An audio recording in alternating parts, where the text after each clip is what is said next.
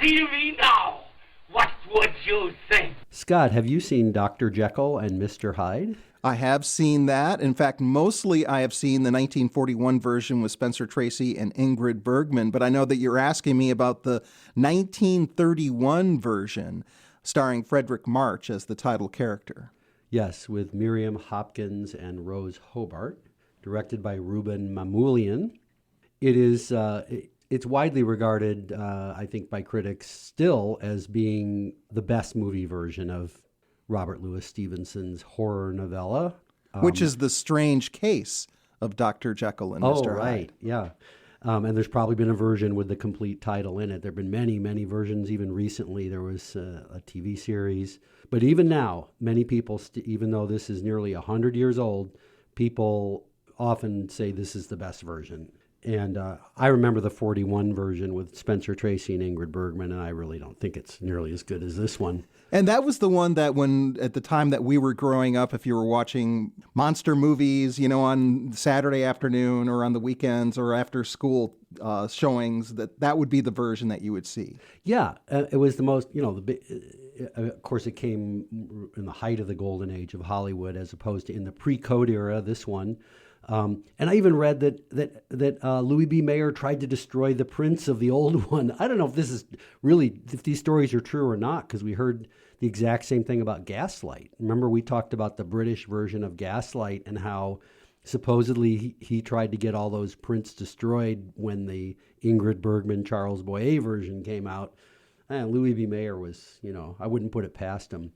But anyway, Dr. Jekyll and Mr. Hyde is, one of those great early sound sci-fi, science lab sci-fi like Frankenstein, which was the same year. 1931 was really launched horror movies in the early silent era. 1931 was Frankenstein and Dracula from Universal Studios, which then of course became the horror studio, making The Mummy and Wolfman and all that. M from the murder movie from German director Fritz Lang was made in Germany before he came to Hollywood. And then Paramount came out with this one. And to me, this is the scariest one of the bunch.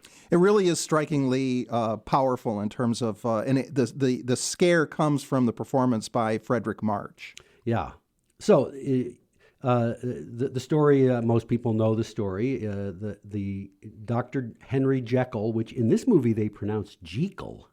Dr. Jekyll. And it's the first time I've ever heard that. Yeah, me too. Who knows how Stevenson pronounced it. But anyway, the kind and generous Dr. Jekyll, I'm going to say it that way, he believes that in all humans there can be found a good self and a noble self, but also an evil animalistic self. And he believes the two parts can be separated, I guess, so you could get rid of the bad part. He's not really specific about it, but he thinks you can separate the two out somehow.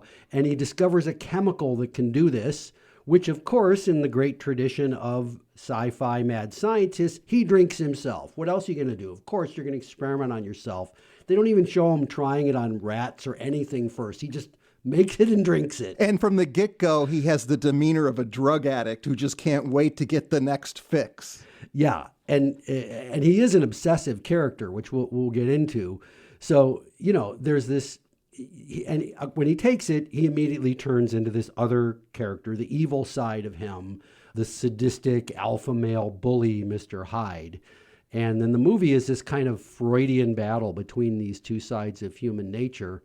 But mostly it's just a good, scary horror film. And in terms of like what you say, in terms of him turning into this sadistic alpha male, he becomes totally over the top. He has this look. It changes his physical look. And that's one thing that I'm very interested. I have not gone and read about how they did the special effects yet. But the transformation is basically in his facial features. Well, yeah, now that you bring it up, I mean, you see a number of special effects in this movie that are old school and predictable, like using dissolves, right? The most famous one we all remember, if you've seen these old movies, is when Lon Chaney Jr. turns from his regular face to the Wolfman, and you see it as a series of dissolves, right? One shot fading into another, so they do do start of the shot, fade it out, put some makeup on, fade up the next shot, put some makeup on. And there are a number of dissolves in this one. And by today's standards, they're just like, yeah, whatever, that looks fake, right? You suspend disbelief. Well, it's not. It can't be completely dissolved. No, this is what I was getting to. There is one effect in there that's the first time he does it, when he first drinks it, and his face just starts to, like, he does things as an actor. He changes his expression. He's, has this tortured look, but you see these shadows start to appear on his face. His face like changes color and everything. And here's how they did it. I looked into this. It's something you could only do in black and white. They put red makeup on his face for where they wanted the shadows to appear.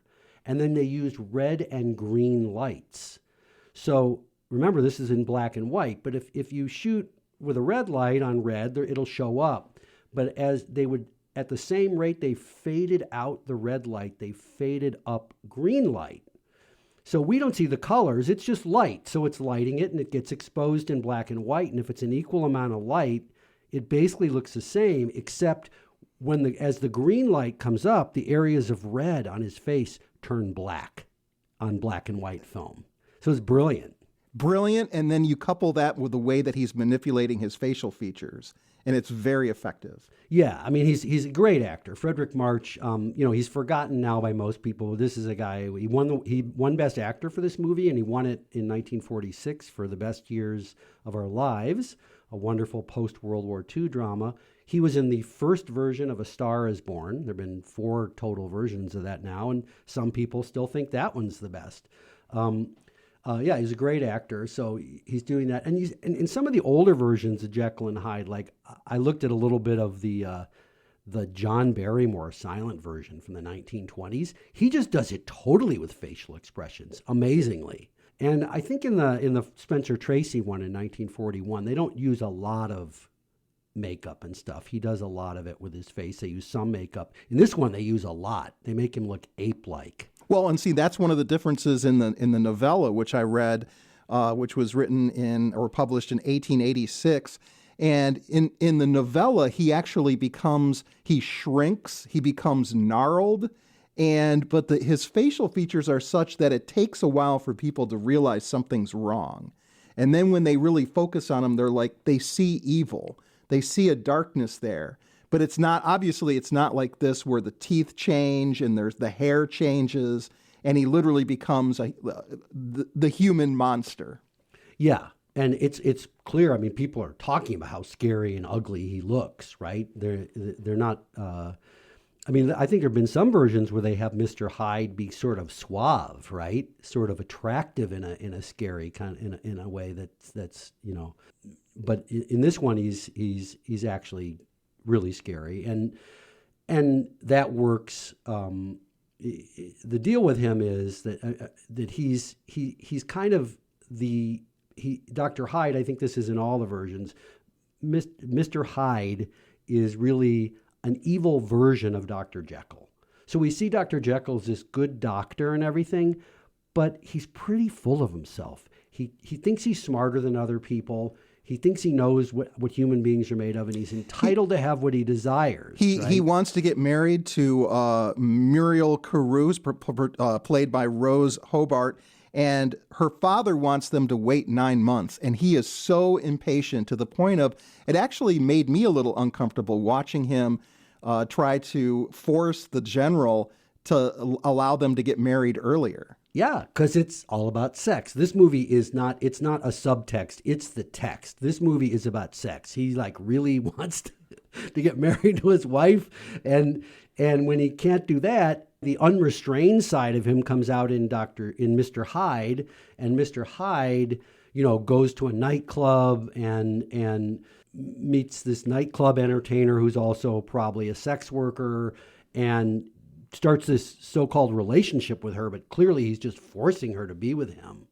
Yeah, and that's really where you can see the pre-code elements in this movie. Yeah, there's things that happen in this movie that would not have happened once the code was put into place. There's almost semi-nudity, not just overt sexual material, but also sexual abuse. Yeah, it's really strong stuff. And like you said, a couple years later, this wouldn't have been allowed in movies, and this explicit, it wouldn't happen again until the rating system started in the late '60s.